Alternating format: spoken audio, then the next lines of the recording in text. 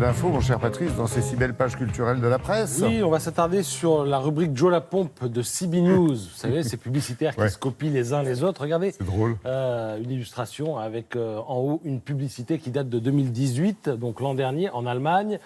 C'était une campagne anti-tabac. En gros, si vous arrêtez de fumer, vous pourrez vous payer je ne sais quel bolide de sport. Voiture, voilà. Et puis, l'année suivante, cette année, donc en 2019, en Corée du Sud, la même chose, mais avec une voiture peut-être un peu moins ambitieuse.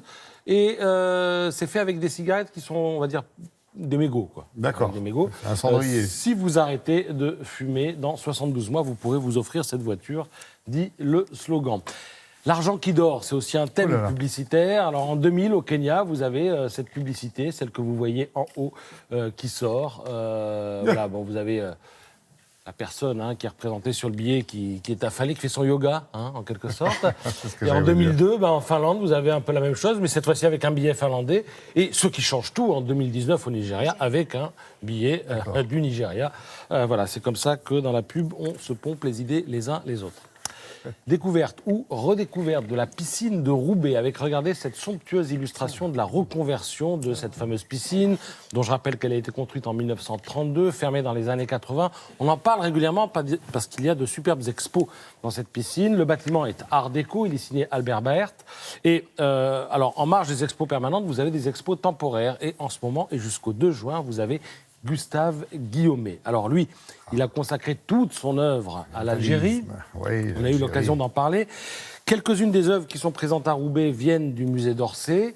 En fait, Guillaumet avait un papa qui était président d'une entreprise de teinturerie. Donc, il n'y avait pas de problème financier. À l'époque, il avait tenté le prix de Rome.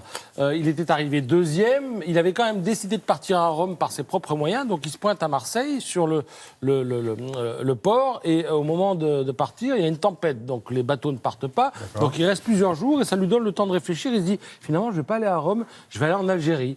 Et donc, il change d'avis, il part en Algérie. Il y reste 3 mois. Il revient avec des dessins, des études.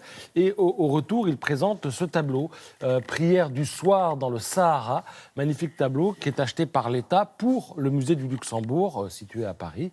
Et s'en suivront donc une dizaine de voyages en Algérie.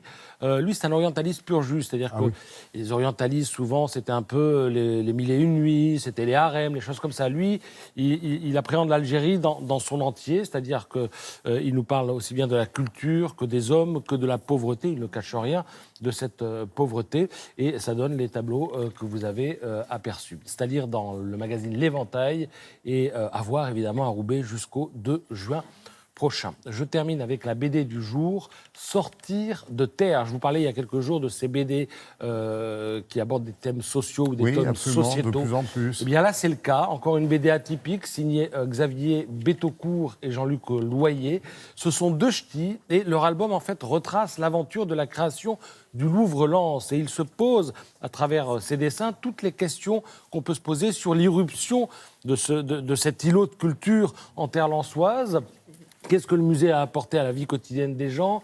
Comment se sont-ils appropriés ce patrimoine ? Comment ce patrimoine se positionne-t-il par rapport au patrimoine local, etc., etc. C'est cette histoire qu'il raconte, mais en images et sur la base, évidemment, de rencontres et d'enquêtes faites sur place. Ça donne une très belle BD. C'est aux éditions de La Gouttière. Voilà.